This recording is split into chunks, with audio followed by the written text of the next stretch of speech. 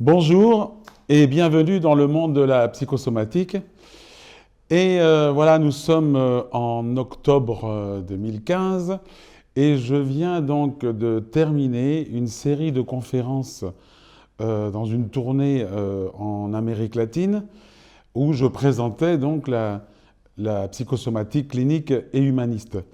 Il y a eu donc finalement beaucoup de changements par rapport à la théorie que j'avais écrite dans les livres précédents. Et j'aimerais, si vous le voulez bien, vous présenter une nouvelle introduction concernant la psychosomatique clinique et humaniste. En gros, on pourrait simplement définir ce film comme une grande introduction avec toutes les grandes lignes qui vont se dérouler ensuite dans les autres films. Et donc, qu'est-ce que c'est que la psychosomatique clinique ? J'ai bien aimé donc avoir commencé la conférence en parlant de Shakespeare, qui disait donc dans une pièce célèbre « To be or not to be, that is the question ». Eh bien, exactement, bien sûr, ce n'est pas la même question, hein, et ce n'est pas les mêmes réponses que nous allons trouver, mais finalement, il y a une question récurrente en psychosomatique, c'est qu'est-ce qui se passe entre l'esprit, le mental, et le corps, la cellule, les tissus, les fonctions, etc. C'est-à-dire qu'il y a une énigme qu'on appelle l'énigme psychosomatique, et c'est qu'est-ce qui se passe exactement entre l'esprit, le mental et le corps, la cellule, le symptôme. Et cette question, les chercheurs en sciences humaines ont essayé donc d'y répondre pendant des années, même voire des centaines d'années, et sans vouloir, je dirais, aller trop dans le détail, ce serait peut-être un peu trop long ici, je crois qu'on peut se permettre de donner donc la date de 1895, c'est-à-dire la naissance de la psychanalyse. Alors pourquoi cette date-là ? Parce qu'il y a un avant et un après. Avant, on pensait que c'était la raison qui commandait, c'est-à-dire la fameuse phrase de Descartes, c'est « je pense et donc je suis ». À partir de 1895, on pourrait dire, pour, je dirais, plaisanter, je ne pense pas, mais je suis quand même. Pourquoi ? Parce que nous sommes, je dirais, complètement dépendants de notre inconscient. Et 1895 marque la naissance de la psychanalyse, donc qui a été mise en évidence par Freud, et surtout, donc, ce qui nous intéresse le plus pour nous, c'est l'existence d'un inconscient. Et plus on avance dans nos recherches et plus on pense aujourd'hui, en tout cas je le pense personnellement, que notre inconscient dirige une grande partie de notre vie, de nos désirs, que ce soit dans les choses positives, que ce soit dans les choses négatives. Et il y a une phrase que j'aime à répéter, c'est quelle est la vraie nature de nos actes ? Cette question, Freud se la posait pendant des années, et il est arrivé donc à une conclusion toute simple, c'est l'inconscient qui est derrière tout ça. Moi, je voudrais reprendre cette phrase à mon compte au niveau de la psychosomatique clinique, c'est-à-dire qu'est-ce qu'il y a derrière notre symptôme, qu'est-ce qu'il y a derrière notre maladie, qu'est-ce qu'il y a derrière notre mal-être d'une manière générale ? Eh bien, la réponse est en grande partie donnée par l'existence de notre inconscient. Alors, je ne vais pas aujourd'hui vous décrire exactement le fonctionnement de notre inconscient, ça fera l'objet donc de notre émission, mais sachez que nous sommes gouvernés en grande partie par notre inconscient. Alors, au niveau psychosomatique, il y a quelque chose qui se passe entre l'esprit, le mental, et le corps. Alors le corps, ça veut dire tout simplement le motif de consultation, le symptôme. Et en tant que médecin, en tant que psychothérapeute ou psychosomaticien, nous avons à notre disposition 5 types de symptômes. C'est-à-dire que la personne vient avec soit un symptôme organique, c'est-à-dire quelque chose qui est parfaitement mesurable, avec une étiquette très précise, comme une sclérose en plaques, un cancer du côlon, un cancer de l'utérus, un eczéma, une sinusite, avec des preuves à l'appui. Et tout ça, c'est mesurable. Et c'est avec ça que travaillent la plupart des médecins, avec le symptôme organique, avec des preuves au niveau de l'IRM, au niveau des examens sanguins, au niveau de l'examen clinique, etc. Ensuite, il y a un deuxième type de symptôme. C'est ce qu'on appelle le symptôme fonctionnel. Ça veut dire quoi? Ça veut dire tout simplement que je souffre de quelque chose. Ça peut être une douleur interne par exemple, ou quelque chose de moins important, mais en tout cas, je souffre de quelque chose, et on fait tous les examens possibles, imaginables, et on trouve strictement rien du tout. Et on nous dit, ça se passe un peu dans la tête, c'est-à-dire que on n'a pas de symptômes organiques. Mais on a quand même mal, on a quand même une gêne, etc., etc.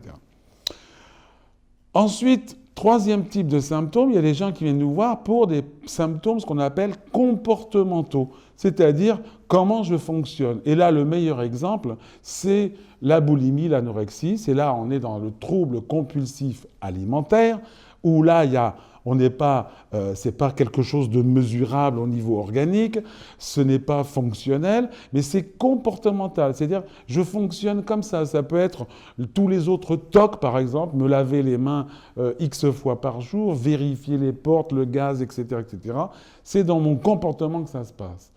Quatrième type de symptôme, c'est le symptôme psychologique. Alors ça veut dire quoi psychologique? Alors ça, souvent une référence donc avec la psychologie freudienne qu'on apprend donc à la faculté de psychologie dans les sciences humaines. Et psychologique, je vous donne un exemple très précis, c'est un désordre amoureux, c'est-à-dire ça ne va pas dans mon couple, ou alors une sorte de répétition, je retrouve toujours le même type d'homme ou le même type de femme, ou des désordres plus de questionnement personnel. Et là, c'est pas organique, c'est pas fonctionnel, c'est pas comportemental, ça se passe au niveau du psychisme. Et cinquième type de symptôme, là, je préfère être bien honnête, je ne le vois pas souvent parce que je ne suis pas spécialiste de ça, pour la simple raison, c'est qu'il s'agit du symptôme psychiatrique, et quand quelqu'un est touché par un symptôme psychiatrique, comme un délire psychotique, par exemple, souvent, on va voir d'abord le psychiatre en urgence et l'hôpital plutôt que le psychosomaticien de service. Donc, voilà, donc c'est les 5 types de symptômes que nous voyons généralement au niveau donc, de notre pratique.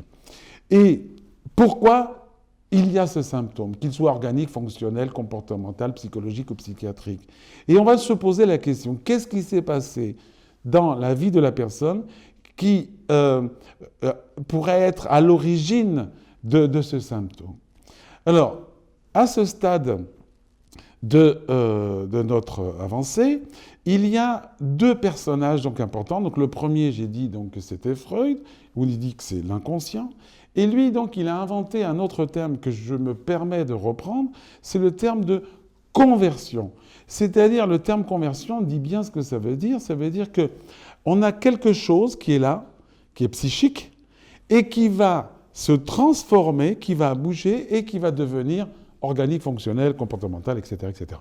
Et il a utilisé abondamment l'expression conversion, notamment dans la conversion hystérique, notamment par exemple dans les paralysies de la jeune femme qui se trouvait paralysée par un phénomène de conversion au niveau de son psychisme et qui donnait donc ce symptôme et qui était traité souvent donc en hypnose. Et là, je vous rappelle les leçons d'hypnose de M. Charcot, du professeur Charcot, donc à Paris dans les années 1880-85. Donc, et je garde ce terme parce qu'il correspond exactement à ce que je pense entre quelque chose qui se passe au niveau psychique et qui va se transformer en symptômes. Nous verrons bien sûr un peu plus tard les mécanismes de transformation. Mais Freud je pense que ce n'est pas une erreur, mais disons, comment dire, il a été focalisé par quelque chose qu'il a, il a rendu obsessionnel, je dirais. C'est la théorie donc de l'évolution psycho-affective de l'enfant et notamment de la théorie de la sexualité.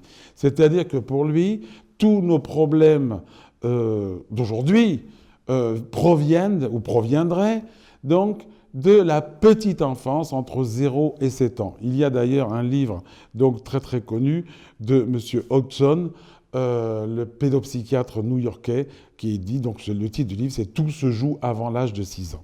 Il a en partie raison, c'est-à-dire qu'une partie donc des problèmes que nous avons aujourd'hui peut être, je dirais, être attribuée à notre petite enfance. Mais aujourd'hui, avec l'expérience et surtout avec les résultats que nous avons au niveau donc, de la thérapie, au niveau de la psychosomatique clinique, on peut dire qu'il manque encore plusieurs, je dirais, chapitres aux origines. Il n'y a pas qu'une seule origine possible, la petite enfance. Nous verrons donc plus tard que les origines possibles, c'est l'histoire transgénérationnelle sur plusieurs générations. Ça peut être ce qu'on appelle, nous, le progescence gestationnel, c'est-à-dire quelle était l'ambiance émotionnelle pendant que j'étais dans le ventre de ma mère, avant, pendant la conception, pendant la grossesse, la naissance et un petit peu après. Il y a la petite enfance, bien sûr, et il y a aussi l'histoire contemporaine, puisque quelquefois, nous avons affaire à des sources conflictuelles uniquement d'un choc psychique qui est apparu à 20 ans, 25 ans, etc. Donc, l'origine ne n'est pas uniquement au niveau de la petite enfance. À côté de M. Freud, il y a un autre homme que je voudrais citer, c'est M. Hammer, qui lui a trouvé ce que cherchait Freud depuis tout le temps. C'est-à-dire le passage entre le psychisme et le corps, est certainement en lien étroit avec ce qu'on appelle le ressenti. C'est-à-dire que à chaque fois qu'il y a une problématique psychique, il y a ce que j'ai appelé le complexe conflictuel. Ça veut dire qu'un complexe conflictuel est toujours formé par une situation ou un événement et un ressenti. Alors, à la place de ressenti, c'est une émotion bloquée ou une sensation bloquée au moment donc de la survenue de l'événement. On pourrait aussi la qualifier ce qu'on appelle la teneur du conflit. C'est-à-dire, par exemple, il y a une situation de séparation et quand on est séparé de quelqu'un, on n'est plus en contact et le fait de ne pas être en contact peut nous amener à ressentir une sensation de ne pas être aimé, une sensation de ne pas exister, une sensation de danger, puisque le bébé, quand il est en contact avec sa mère, il est en sécurité et nous avons gardé cette mémoire-là. Donc, pareil, et tout ça va aboutir à un symptôme cutané plutôt épidermique, dont l'exemple le plus typique est l'eczéma. Alors, pour l'eczéma, le complexe conflictuel de l'eczéma égale une situation de rupture de contact que nous appelons séparation, plus un ressenti de « j'ai l'impression d'être en insécurité, de ne pas être aimé et de ne pas exister pour l'autre ». Donc, pour tout symptôme, qu'il soit organique, fonctionnel, comportemental, psychologique ou psychiatrique, on a un complexe conflictuel de base avec une situation ou un événement particulier et un ressenti qui est généralement une émotion, une sensation qui a été bloquée. Et c'est le ressenti, c'est cette sensation qui va donner le top départ des processus de conversion. Je viens de vous donner un exemple avec l'eczéma, mais on pourrait donner d'autres exemples, si vous voulez bien, tout à l'heure. Donc, qu'est-ce qui se passe? En premier, nous avons ce qu'on appelle une activité conflictuelle psychique, à la fin, un symptôme, et entre les deux, on a un processus de conversion d'un côté, et cette conversion va utiliser le ressenti, l'émotionnel bloqué pour pouvoir activer les processus jusqu'à arriver aux symptômes. Donc voilà la grande définition de la psychosomatique que l'on pourrait résumer par les influences de l'esprit, du mental, sur nos cellules, sur notre corps, sur nos tissus et sur nos fonctions physiologiques et biologiques. Donc ça, c'est la première partie donc, de cette grande introduction. Maintenant, si vous voulez bien, on va aller dans le détail. C'est ce que j'ai appelé les aspects microscopiques de la psychosomatique clinique. Ça veut dire quoi? Ça veut dire qu'on va voir un peu comment ça fonctionne exactement. Et on va partir d'une notion physiologique de base, classique, qui est écrite dans tous les livres, c'est ce qu'on appelle l'homéostasie. L'homéostasie générale, c'est le vivre le plus longtemps possible et le mieux possible sur Terre, pour l'espèce humaine bien sûr, dans des limites compatibles avec la vie. Voilà la définition générale. C'est-à-dire que, en faisant bien attention à ça, c'est que si toute notre vie nous fonctionnons entre des limites tolérables, ben nous pouvons rester très très très longtemps, c'est-à-dire peut-être le secret de la jeunesse éternelle, c'est-à-dire qu'on ne fabrique pas de stress ou du normostress, puisque nous avons besoin de stress pour pouvoir fonctionner, mais en tout cas, on ne dépasse pas les limites, limites supérieures, limites inférieures. Et pour cela, donc, j'ai pensé qu'il pouvait y avoir deux types d'homéostasie. Une homéostasie biologique, physiologique, c'est-à-dire que c'est de vivre le mieux possible, le plus longtemps possible sur Terre, dans des limites physiologiques compatibles avec la vie. Exemple. Je mange normalement toute ma vie, je fais attention à ce que je mange à ma faim, je ne me prive pas. Je fonctionne entre deux limites. Une limite supérieure, où là, c'est je mange trop, et si je mange trop, qu'est-ce qui va se passer au niveau physiologique? Je vais faire exploser certains indicateurs, comme le sucre, le cholestérol, les triglycérides, etc., l'acide urique, et donc je vais pouvoir développer à ma guise un certain nombre de pathologies en fonction de ce que je mange, etc. Mais à l'inverse, et surpoids bien sûr, et à l'inverse, donc, si je dépasse les limites au niveau inférieur, là, c'est carrément la faim et je peux mourir de faim si je ne mange pas assez ou alors être en carence plus ou moins grave en protéines, en sucre, etc., etc. Donc, à chaque fois que nous allons dépasser ces limites, que ça soit inférieur ou supérieur, il va y avoir donc un certain nombre de choses qui vont se passer et qui peuvent écourter ma vie, puisque si je ne mange pas, je vais mourir assez rapidement. Et si je mange trop, je vais éclater et je vais avoir des maladies métaboliques qui vont écourter, donc, avec des complications cardiaques, rénales, hépatiques, etc., etc. Donc, on a donc des limites physiologiques et ça, on pourrait utiliser cette manière de voir pour toutes les constantes biologiques, que ça soit l'hyperthyroïdie, l'hypothyroïdie, que ça soit au niveau des autres hormones, que ça soit au niveau de notre fonctionnement général. Par exemple, on nous dit de faire du sport, c'est bien. Mais c'est sûr que c'est bien, mais on peut pas... Si vous faites 6-8 heures de sport par jour, ou alors pas du tout, là on dépasse certaines limites et il peut y avoir un certain nombre de choses qui peuvent se passer et qui peuvent influencer mon homéostasie générale et qui va donc me faire partir un petit peu plus tôt. À côté de cette homéostasie physiologique et biologique, il y a aussi, je pense qu'on peut se permettre de dire qu'il existe cette homéostasie psychique et on fonctionne pareil toute notre vie entre une limite supérieure et une limite inférieure. Et si on fonctionne comme ça tout le temps, on va, je dirais, générer du stress normal, de la fatigue normale et de la préoccupation normale, compatible avec la vie. Et on peut fonctionner comme ça pendant des années, voire dizaines d'années, et peut-être vivre très, très, très vieux. C'est peut-être le secret de la sagesse, c'est-à-dire de ne pas dépasser ces limites-là. Alors, j'ai l'habitude donc de parler donc du dépassement des limites. Par exemple, quand quelqu'un dépasse les limites inférieures, c'est quelqu'un qui est là et il est plutôt fonctionne d'une manière très faibles. Et là, je pense aux dépressions, aux mélancolies, ou des gens qui sont abattus complètement après une mauvaise nouvelle, un décès de quelqu'un.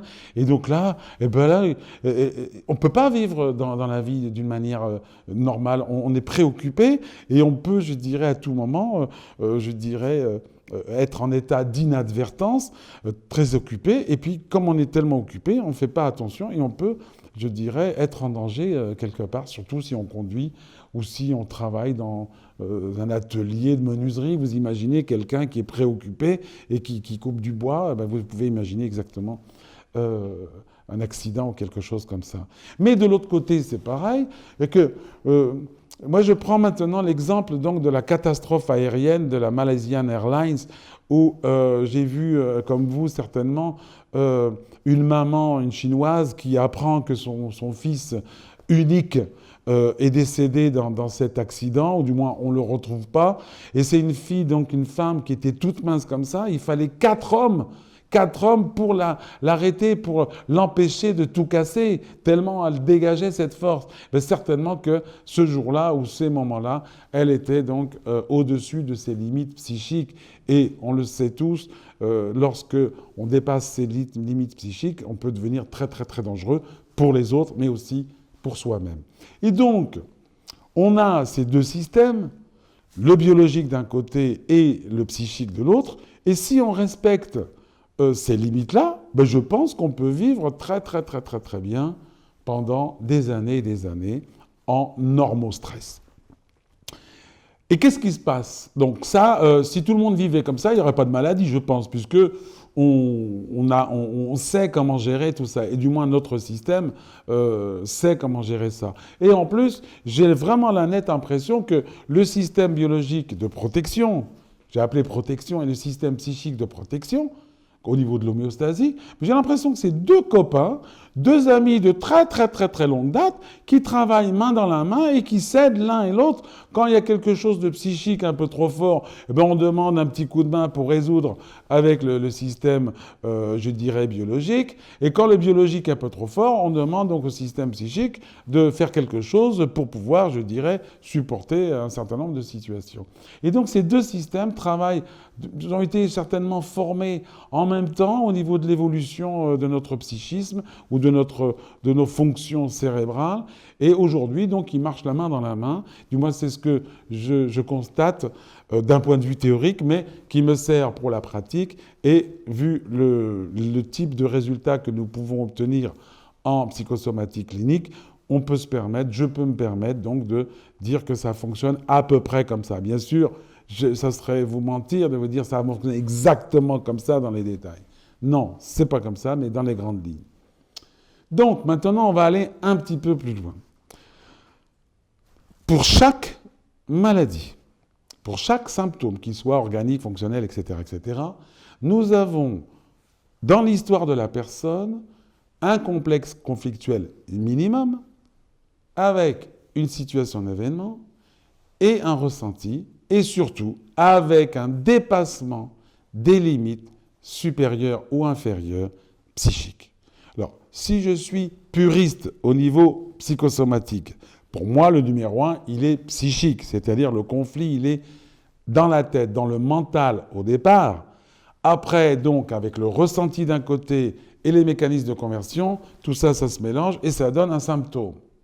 Après, vous pouvez avoir une force somato-psychique, c'est-à-dire que le fait d'être diminué physiquement, d'avoir un cancer par exemple, ça peut nous casser, rien que d'avoir la nouvelle, on vous dit vous avez un cancer monsieur ou madame, déjà ça peut nous casser complètement et ça peut influencer notre psychisme.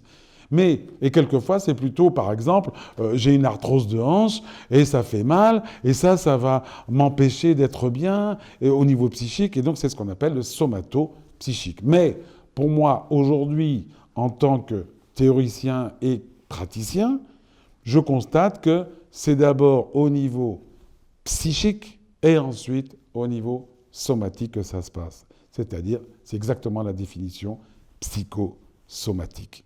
Alors, nous arrivons donc à la première étape. Activité conflictuelle psychique avec mécanisme de conversion, Et ici, donc, le ressenti, l'émotionnel, la sensation qui va donner le top départ au processus de conversion. Maintenant, nous allons aller un petit peu plus dans le détail.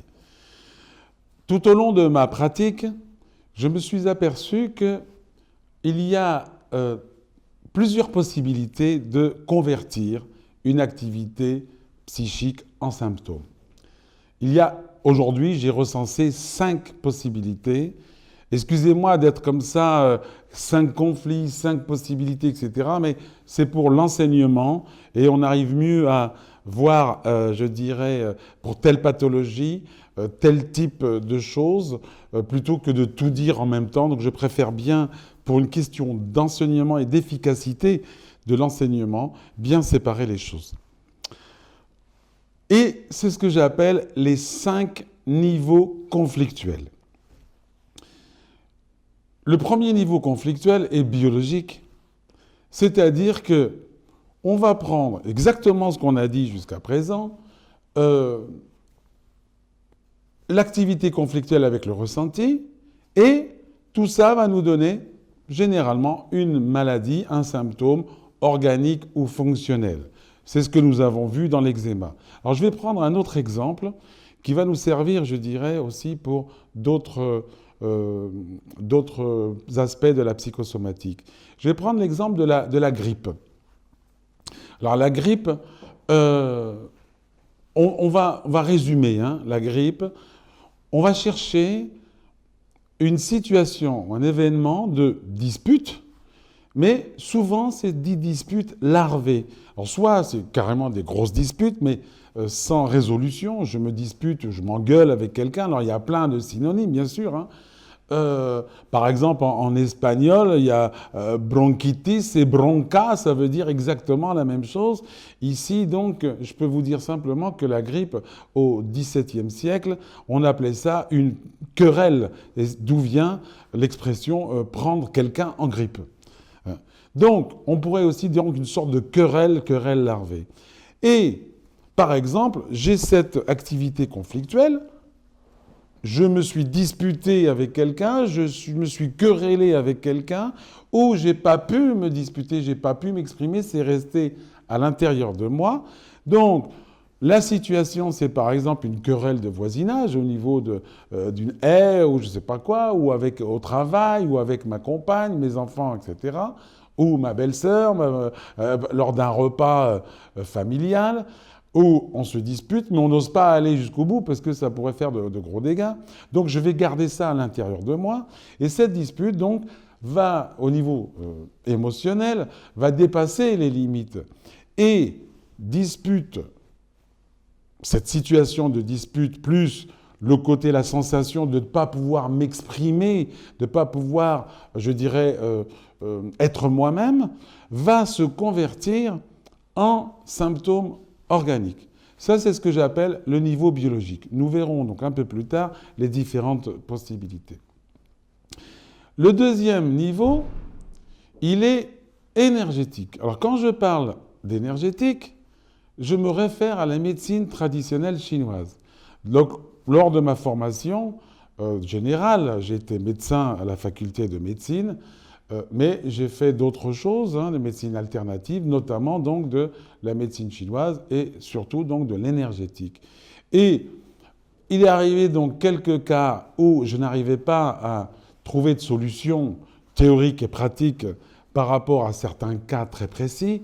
Et finalement, avec la théorie de la médecine chinoise, il y a eu quand même un déclic qui s'est passé chez la personne, puisque nous avons pu mettre en évidence une source conflictuelle qui lui a quand même beaucoup parlé à cette personne-là. Et depuis ce temps, ça fait quelques années, et depuis donc ces quelques années, régulièrement, j'ai des cas cliniques qui viennent, qui sont résolus en grande partie par la médecine traditionnelle chinoise. Et aujourd'hui, je peux vous dire quelque chose de très très important. Puisque nous avons actuellement, donc au jour d'aujourd'hui, donc on est en octobre 2015, je donne ces informations à mes élèves, et les élèves donc travaillent, ils font leurs consultations, etc. Et j'ai la surprise donc d'avoir vu 3 cas de cancer du pancréas qui ont été résolus. 2 cas de guérison avec les preuves, etc. Et un cas, donc on m'a dit hier, on m'en a parlé hier à Madrid, de quelqu'un qui est en rémission depuis, donc qui travaille comme ça. Alors, et je vais prendre l'exemple du cancer du pancréas. Et l'énergétique chinoise me permet, si vous voulez, d'introduire ce que j'ai appelé l'éclipse psychosomatique. Ça veut dire quoi? Alors, je me réfère à l'éclipse psychosomatique, tout simplement, c'est que j'étais en train de penser à tout ça dans l'avion au retour du Mexique, et c'était le jour de l'éclipse, et à ce moment-là, juste à ce moment-là, pendant que je pensais à ça, il y a le commandant de bord qui nous dit, sur la gauche, vous pouvez regarder l'éclipse, etc. Et donc j'ai pensé à cette éclipse, à ce mot éclipse, qui veut bien dire ce que ça veut dire, c'est-à-dire qu'il va cacher, il y a quelque chose qui est caché derrière une autre. Eh bien, c'est exactement ce que j'ai découvert grâce à la médecine chinoise. Alors, je ne vais pas vous faire un cours de médecine chinoise aujourd'hui, ce n'est pas le cas, mais je vais vous donner les grandes indications. La première indication, c'est le cancer du pancréas. Tout le monde s'occupe du pancréas, c'est-à-dire que tout est focalisé sur le pancréas. Alors que la véritable ou le nœud problématique ne se trouve pas au niveau du pancréas. Et c'est peut-être pour ça que le cancer du pancréas est très très très agressif. Parce qu'on s'occupe du pancréas et non pas de l'origine. Alors qu'on pense que c'est l'origine pancréatique. Non, l'origine pancréatique, elle est au niveau de la vésicule biliaire. Alors, au niveau médecine chinoise, on dit que la vésicule biliaire qui appartient à l'élément bois, normalement, le bois doit recouvrir la terre, doit contrôler la terre, donc, c'est le pancréas. Et là, donc, et les mots-clés de la vésicule biliaire, c'est la notion d'injustice, de rancœur et de colère rentrée. Donc, j'ai commencé à penser à ça dans le sens que il y a cette éclipse psychosomatique parce qu'il y a une sorte de constellation émotionnelle, et j'utilise également un terme de l'astronomie, constellation, c'est-à-dire qu'il y a au moins 2 émotions bloquées, 2 ressentis qui sont bloqués. Le premier, c'est le ressenti qui concerne le pancréas, c'est-à-dire l'ignominie, la chose la plus difficile à entendre, la plus difficile à vivre, qu'on appelle la grosse crasse dans un langage plus imagé, mais c'est pas la grosse crasse, c'est un truc énorme qui nous est arrivé. Et ça, c'est le pancréas. Et en même temps, il y a une notion d'injustice, de rancœur et de colère rentrée, c'est-à-dire je garde ça pour moi. Donc, il y a ces 2 ressentis en même temps, ce que j'ai appelé donc la constellation émotionnelle. Et nous, d'habitude, on s'occupe du ressenti de pancréas, alors que maintenant, on ne va pas uniquement se concentrer sur le pancréas, on va au contraire focaliser notre attention thérapeutique sur cette notion d'injustice, de rancœur et de colère rentrée. Et depuis que j'ai donné cette information, il y a, donc, comme je vous le dis, 2 cancers du pancréas qui ont guéri et un qui s'est stabilisé, donc récemment, je vous ai dit donc hier. Mais ce n'est pas tout. C'est par exemple au niveau du diabète. Du diabète, exactement pareil. Tout le monde s'occupe du diabète. Et là aussi, il y a une éclipse psychosomatique avec des ressentis, une constellation donc émotionnelle. Qu'est-ce qui se passe dans le diabète? Bien sûr, il y a ces ressentis classiques du diabète, comme la résistance, la répugnance, etc., etc. Mais en même temps, comme on est au niveau du pancréas, il y a une impossibilité d'exprimer sa rancœur, son sentiment d'injustice, sa colère rentrée, parce que souvent c'est quelqu'un de proche qui nous déstabilise. Et donc, les conséquences, c'est le diabète, mais l'origine psychique, conflictuelle, c'est la rancœur, l'injustice, colère rentrée. Et là, pareil, nous avons eu la surprise de voir les premiers diabètes de type 2, pas de type 1 pour l'instant, je n'ai pas d'exemple, mais les diabètes de type 2 qui ont guéri en travaillant sur à la fois les ressentis classiques du pancréas diabète et le ressenti nouveau, donc de cette éclipse psychosomatique et cette constellation émotionnelle au niveau donc de la vésicule biliaire, l'injustice, etc. Et là, donc, il y a un certain nombre d'exemples, notamment des problèmes cardiaques, parce que c'est un problème de rein, et là, on connaît très très bien le lien entre l'hypertension cardiaque, artérielle, et les problèmes rénaux. Ça, c'est quelque chose qui est parfaitement connu en médecine classique. Donc, quelquefois, les processus de conversion vont utiliser la biologie, comme on l'a vu tout à l'heure, mais ils vont utiliser aussi quelquefois la médecine donc, traditionnelle chinoise. Alors, bien sûr, notre inconscient ne connaît pas la médecine traditionnelle chinoise. Par contre, la médecine traditionnelle chinoise, qui est valable donc depuis, qui existe depuis plus de 5000 ans, ben, elle est en connexion avec les vérités universelles du fonctionnement des êtres humains. Alors, on appelle ça médecine traditionnelle chinoise, mais on aurait pu appeler ça autre chose. En tout cas, elle nous donne, je dirais, des grandes directives de notre fonctionnement général. Donc ça, c'est le deuxième niveau conflictuel. Troisième niveau conflictuel, c'est le niveau psychologique qu'on retrouve donc de tout à l'heure. Alors, pourquoi ? Parce que quelquefois, donc, la solution n'est pas au niveau organique, la solution n'est pas au niveau traditionnel chinois, elle est au niveau de la psychologie. Et par exemple, je donnais tout à l'heure l'exemple donc, d'un désordre amoureux, d'une répétition, d'un problème familial, d'un problème de mésentente, même d'un questionnement personnel. Et quelquefois, il faut aller chercher dans la théorie de la psychologie classique les soubassements, exemple typique, dans les désordres amoureux. Ça ne va pas avec mon mari ou avec ma femme, tout simplement parce qu'ils représentent mon père ou ma mère ou mon frère, etc., etc. Et donc, pour pouvoir appréhender un cas comme ça, il faut connaître la théorie de la psychologie, de la métapsychologie freudienne. Donc ça, c'est le troisième niveau. Quatrième niveau, donc ça c'est un petit peu spécial, c'est ce que j'ai appelé l'incorporation émotionnelle. Alors qu'est-ce que c'est que l'incorporation émotionnelle ?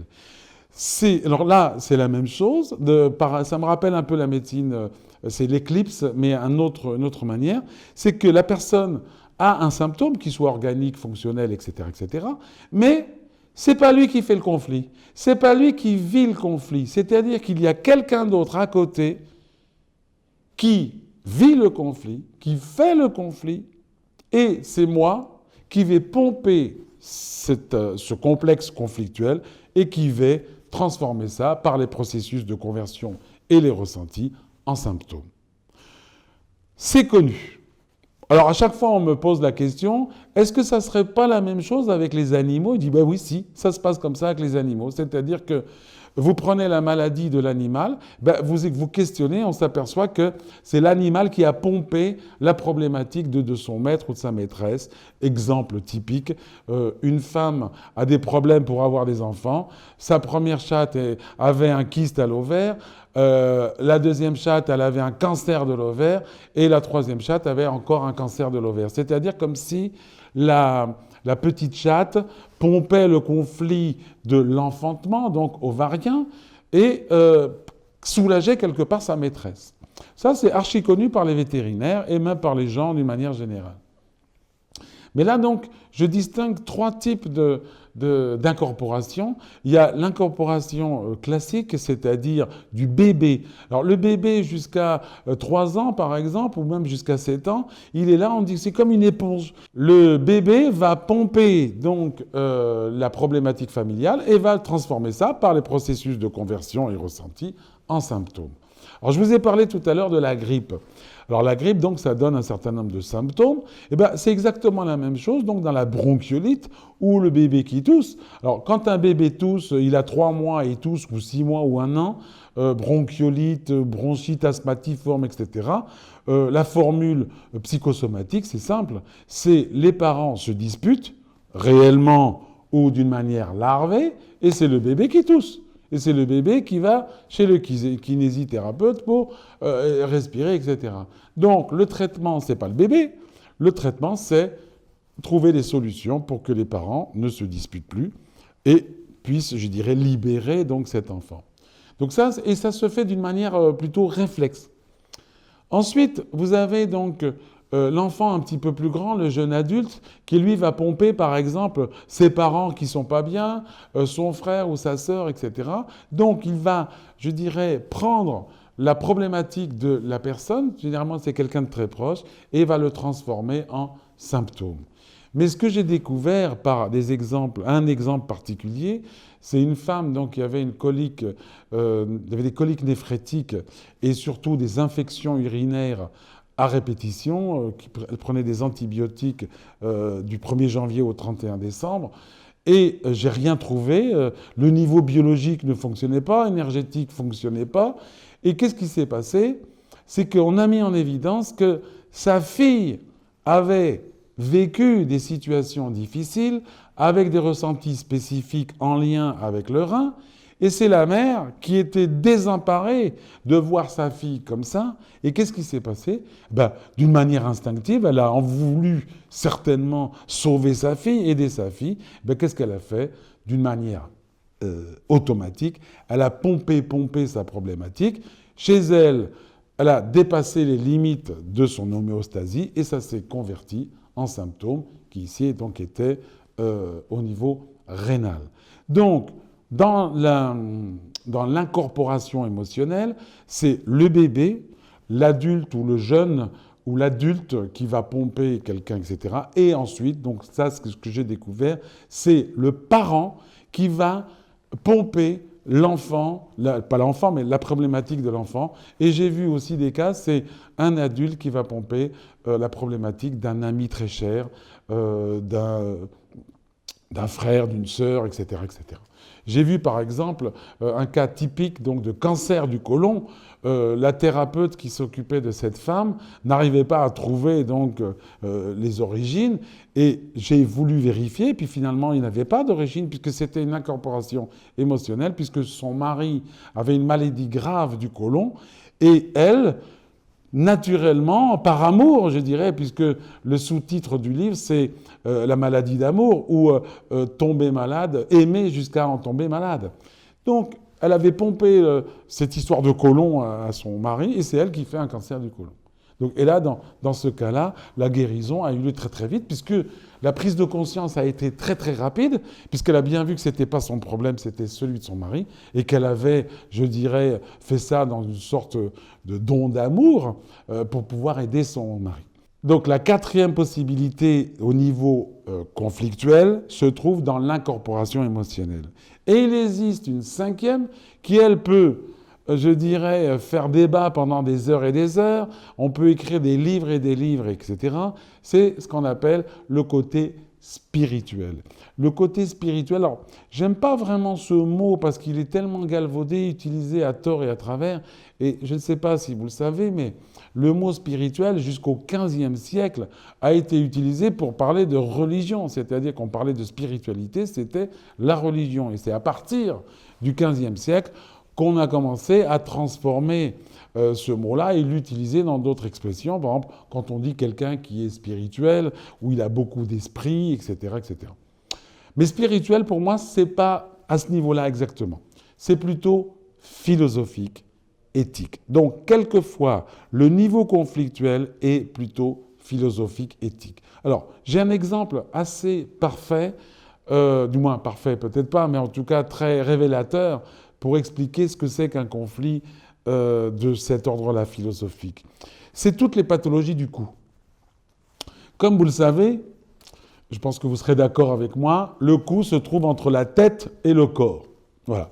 Au niveau symbolique, le cou, c'est toutes les pathologies du cou d'une manière générale. Après, bien sûr, en fonction de la pathologie elle-même, il y a des petites subtilités. Hein. Mais au niveau du cou, d'une manière générale, c'est les discordances entre l'esprit et le corps. Ou alors, entre le corps et l'esprit. Exemple, je pense certaines choses et je fais exactement l'inverse. Par exemple, je suis de gauche au niveau politique, je pense à tout le monde, etc., etc., et finalement, je fonctionne comme un capitaliste de première, etc. Donc, il y a une discordance, etc. Et donc, cette discordance, toujours pareil, avec l'homéostasie, qui va passer des limites supérieures ou inférieures, c'est là que ça va se transformer. Et le ressenti de cette discordance entre ce que je pense et ce que je fais, ou ce que je fais et ce que je pense, va se matérialiser par un symptôme au niveau donc du coup. Exemple, l'arthrose cervicale, ça peut être les hernies cervicales, ça peut être tout ce que vous voulez, donc les tensions cervicales, les tensions musculaires notamment. Je vous donne juste un exemple.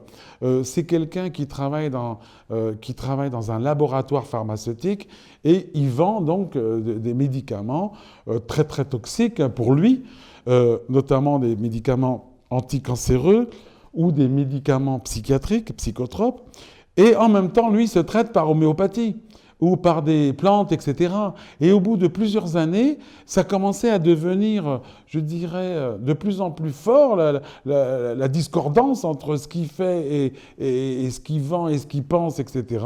Et ça s'est transformé donc en arthrose cervicale, puisqu'on verra tout à l'heure qu'il y a différentes manières de déclencher une maladie. Et lui, ça s'est passé sur des années et des années.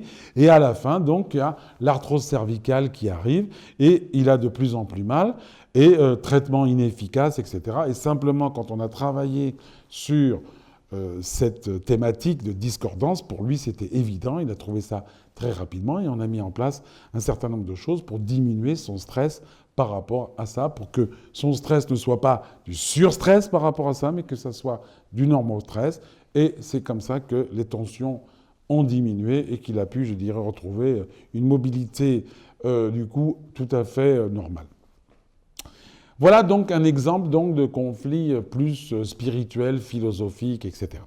Donc, je résume, on a complexe conflictuel, le mécanisme de conversion, le ressenti, et là, on a plusieurs possibilités de niveau conflictuel et organique, biologique, médecine traditionnelle chinoise, l'incorporation émotionnelle, psychologique et philosophique ou éthique. Alors bien sûr, il existe peut-être d'autres niveaux et je suis prêt à, je dirais, vous écouter et si vous me faites passer vos suggestions et on pourra les inclure dans la théorie générale, bien sûr, après vérification, bien sûr.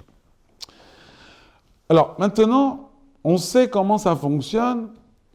Par contre, je voudrais aller encore un peu plus dans le détail, un peu plus dans les aspects microscopiques de la psychosomatique clinique, c'est-à-dire comment une maladie se déclenche. Alors bien sûr, toutes les maladies ne se déclenchent pas de la même manière. On a, en fonction du type de maladie, on peut voir certains types de déclenchements particuliers, alors que pour d'autres maladies, c'est d'autres types. Et donc, je préfère, pareil, d'une manière plutôt classique, même scolaire, vous dire un petit peu quelles sont les différentes manières. Et là, donc, j'ai recensé aujourd'hui 6 manières donc, différentes de déclencher une pathologie. La première, donc, c'est un choc dans le complexe conflictuel. Il y a un choc psychique. Alors, qu'est-ce que c'est qu'un choc psychique? J'ai appelé ça le psychoc émotionnel déstabilisant. Ça veut dire que je suis tranquille dans ma vie, je suis en normostress, je vis entre une limite supérieure et une limite inférieure, à la fois au niveau biologique et à la fois au niveau psychique. Et à un moment donné, il va y avoir un choc psychique qui va me déstabiliser complètement. Ça veut dire que ma vie n'est plus pareille après ce choc. Il y a un avant, un pendant le choc et un après. Donc généralement, une mauvaise nouvelle, un accident ou quelque chose qui va me déstabiliser. C'était pas du tout prévu dans ma vie, c'est complètement quelque chose d'exceptionnel qui va me chambouler complètement ma manière de voir, ou du moins en tout cas, il va me déstabiliser. Et quelquefois, ce choc, il est pur, c'est-à-dire il y en a un seul. Je vous donne un exemple. C'est un monsieur qui est venu pour un décollement de la rétine. Alors, décollement de rétine, c'est tout simple, le ressenti, c'est tout bête, ça a à voir avec la vue. Et décollement de la rétine, c'est une maladie aiguë qui va, du moins la plupart du temps, va aboutir à, je dirais, ne plus voir. C'est-à-dire que le risque, c'est quand même ne plus pouvoir voir la cécité. Et donc, qu'est-ce qu'on va chercher dans un décollement de la rétine? On va chercher un choc psychique qui a complètement déstabilisé la personne, mais dans un contexte plutôt visuel, puisqu'on est quand même dans l'organe de la vue. Le mot-clé du décollement de rétine, c'est l'image d'horreur. C'est-à-dire que ce monsieur, donc, comme il est venu, il a eu très très peur, donc alors bien sûr, il a eu ce décollement de rétine, il a été à l'hôpital, on l'a traité, mais il a eu tellement peur qu'il s'est dit « je veux plus que ça revienne, je veux faire de la prévention, etc. » Et c'est comme ça qu'il est venu me voir.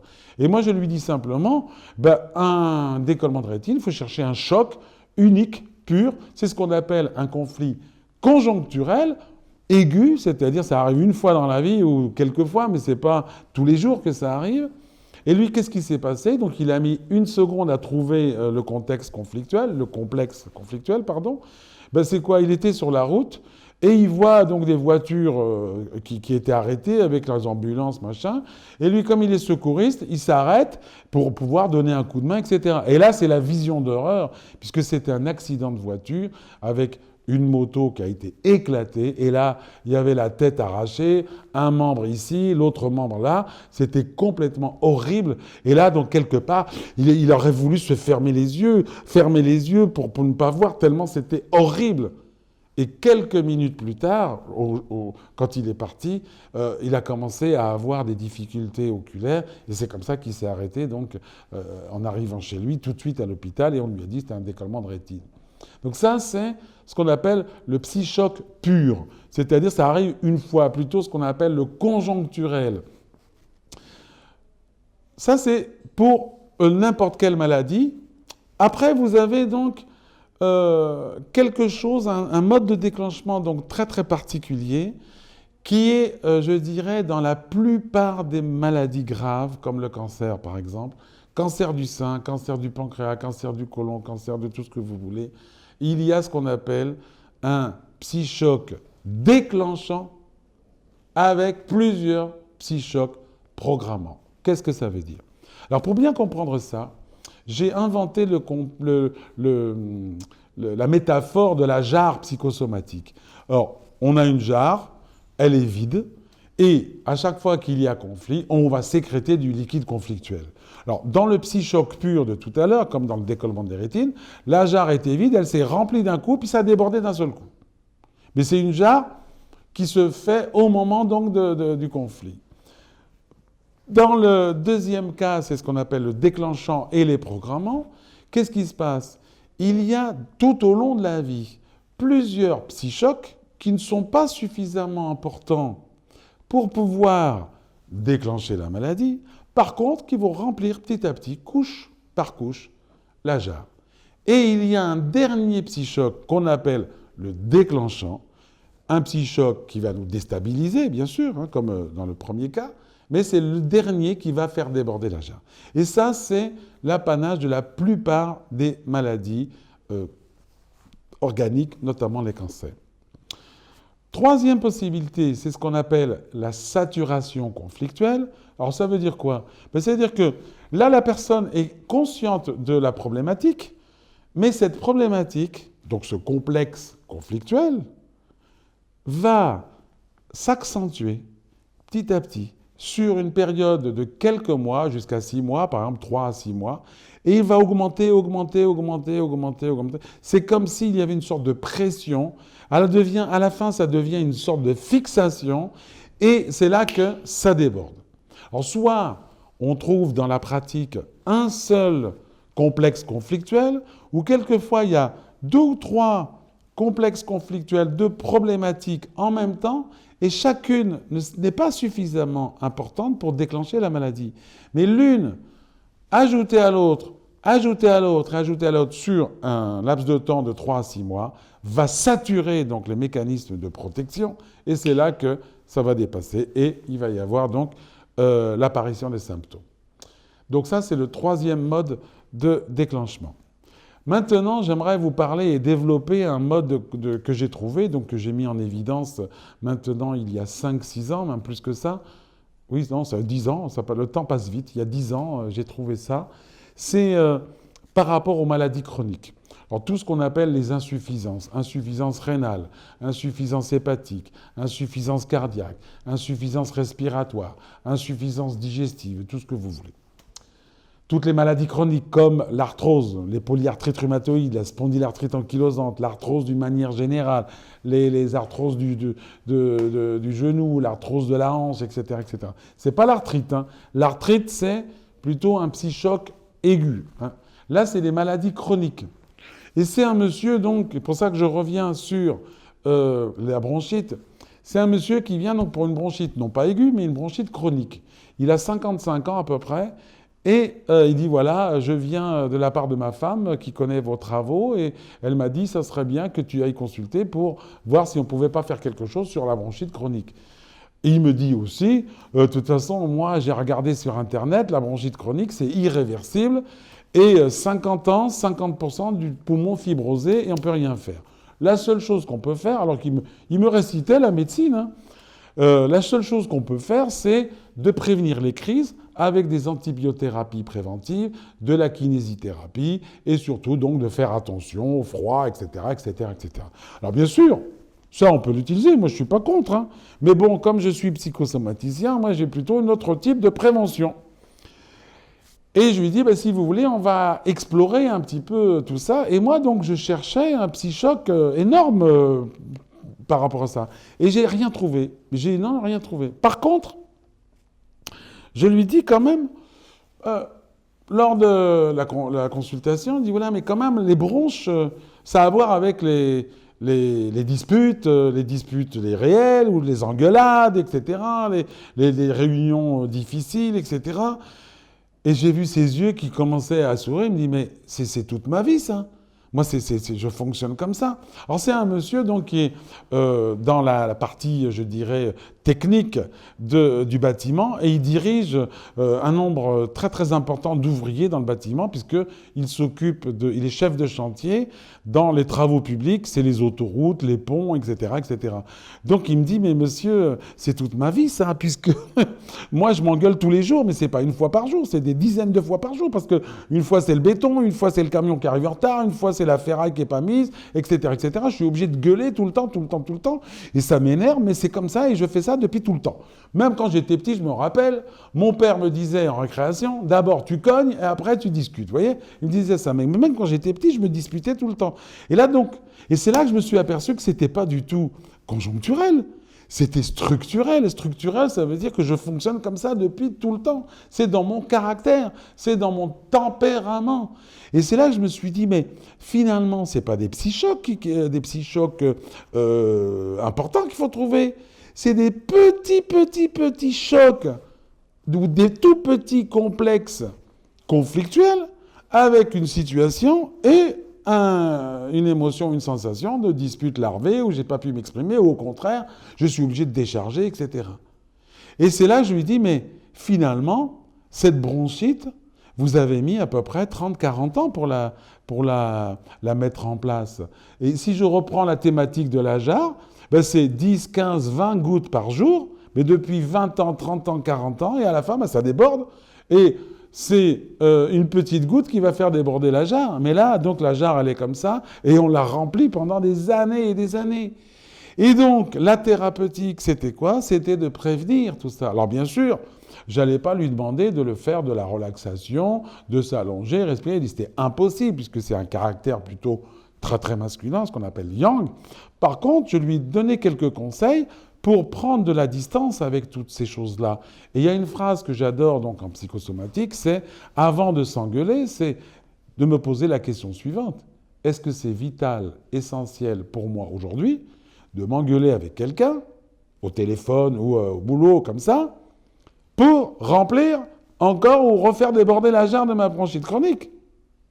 Et je lui ai dit, la première chose, vous allez apprendre à respirer simplement, tranquillement, sans grande technique, hein, tout simplement, donc je dirais avant de s'énerver, donc de prendre une petite respiration. Alors, pour les puristes, prendre une respiration, ça veut dire stimuler le système digestif et notamment le système nerveux végétatif, c'est-à-dire celui qui est l'ordre du calme, du repos, etc. Et il est parti comme ça.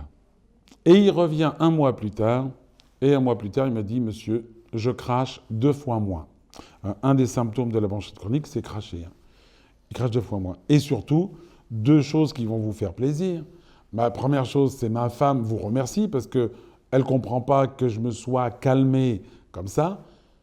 Et mes collaborateurs croyaient que j'étais malade, puisque presque rapidement, je commençais à être plus cool, plus souriant, etc.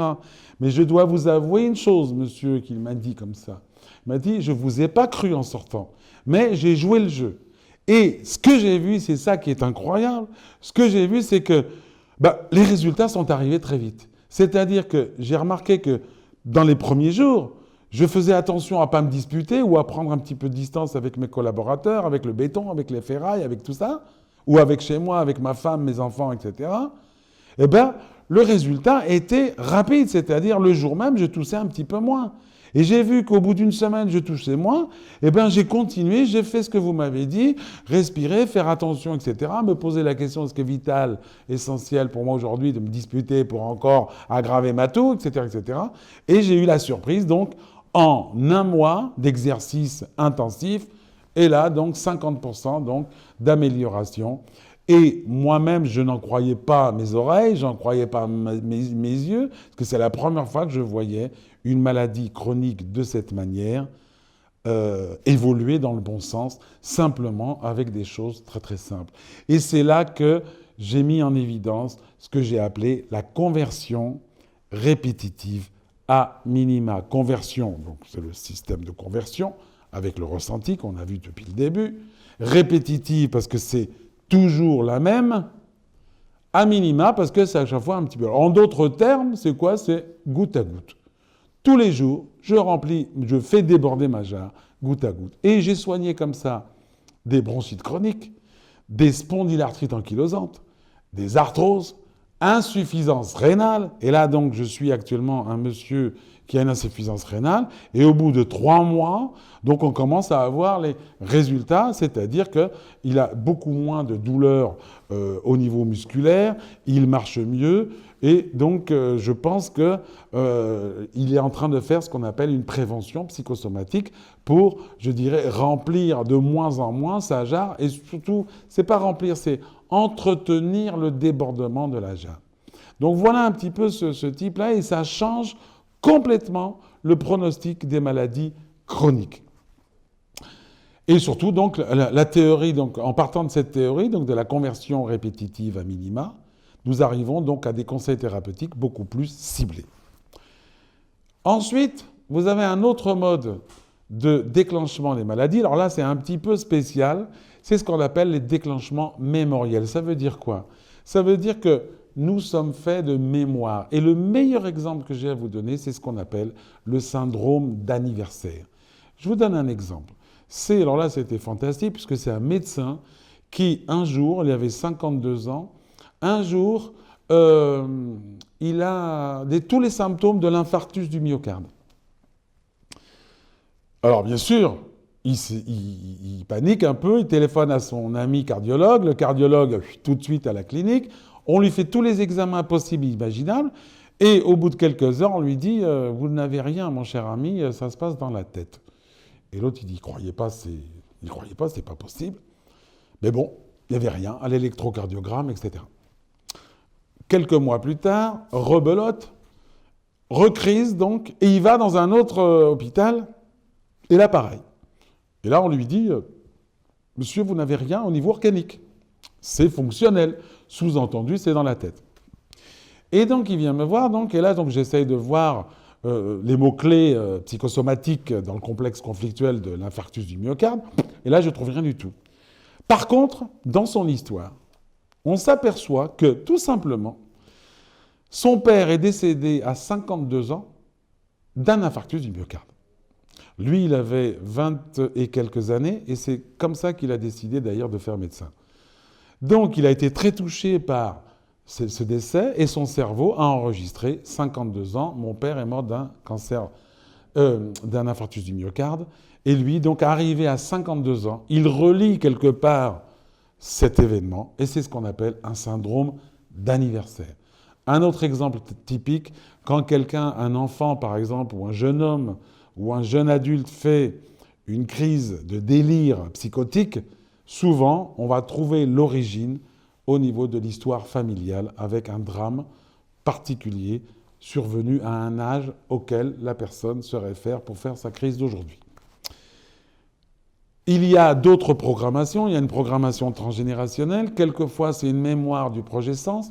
Comme je vous l'ai dit, le projet sens, c'est l'histoire familiale, émotionnelle, pendant que j'étais dans le ventre de ma mère, un petit peu avant et un petit peu après. Et sixième manière de déclencher une maladie, c'est le déclenchement, la conversion mixte, c'est-à-dire que vous mélangez un petit peu tout, on peut avoir un psy-choc déclenchant avec des programmants dans une mémoire familiale, etc., etc. Et donc, vous avez, avec ça, si vous voulez, vous avez à peu près les différents types de déclenchement. Alors, bien sûr, avec l'expérience, on s'aperçoit que, par exemple, une allergie, on va chercher un psy-choc pur. Une bronchite chronique, comme je viens de vous le dire, c'est plutôt une conversion répétitive à minima, plus une mémoire familiale, etc., etc. Mais donc, c'est l'expérience qui va nous dire on va s'orienter vers tel ou tel ou tel type de déclenchement. Alors, pourquoi j'insiste sur toutes ces possibilités ? Je vous ai parlé des 5 symptômes différents, c'est-à-dire organique, fonctionnel, comportemental, psychologique, psychiatrique. Je vous ai parlé des niveaux conflictuels, biologiques, énergétiques chinoises, incorporation émotionnelle, psychologique et philosophique. Je vous ai parlé des différents types de déclenchement des maladies.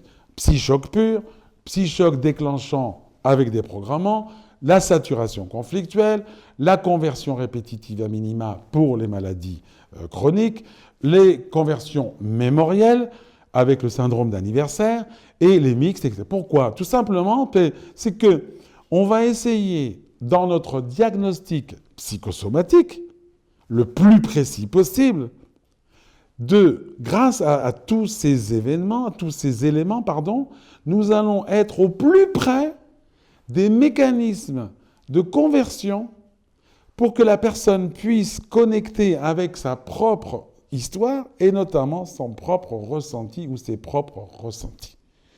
Et ainsi, on va pouvoir poser un diagnostic psychosomatique des plus précis possibles.